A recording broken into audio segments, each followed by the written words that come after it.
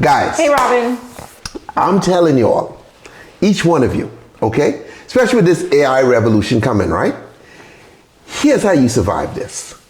You got to start a church. Now, this dude's talking about churches, right? And the way the money works in churches. Check this out.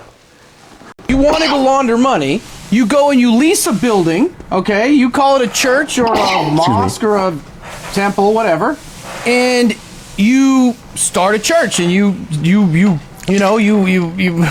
in that moment he had a decision to make. Theoretically, you just do it, and you apply for a nonprofit as a church, and you go up and you preach every day, and you get people. You can even hire homeless people if you wanted to bring in there, offer free meals, right? Offer free meals, and homeless people will show up, and they don't know who's homeless or not.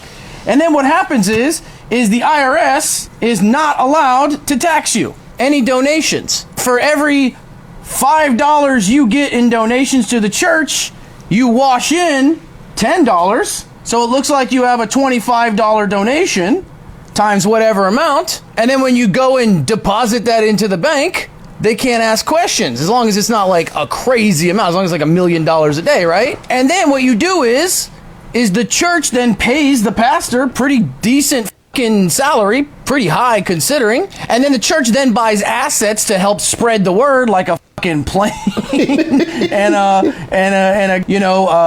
new car for the preacher and a house for the preacher and shit like that. And that's how you would do it. It's the long con, but it would do it. And as long as you don't go egregiously over, no one's gonna call you out on it, because who's gonna go after a church? Okay, now he's talking about how to launder money, right? However, Theoretically.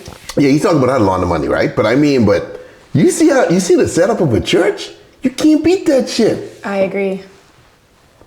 All these places that are laundering money through the fucking, like laundromats and shit, and they're like little boutique stores. Yeah, but a church is just so much better. A church is just a million fucking times I feel better. like half the businesses on fucking Melrose are money laundering businesses. There's some businesses on Melrose Boulevard in California or whatever, in Los Angeles. Melrose is like a very popular, hipstery, whatever.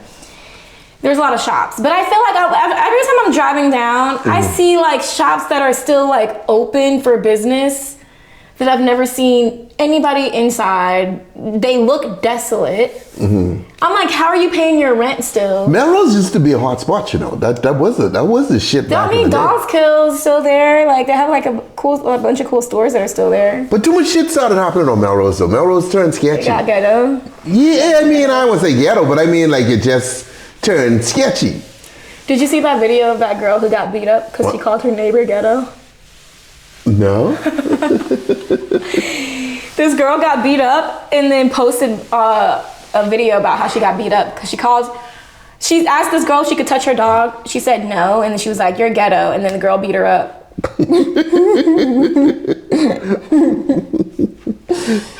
That sounds sketchy. Yeah, but Melrose, I'm sure like there's so many money laundering places. Just open up a church.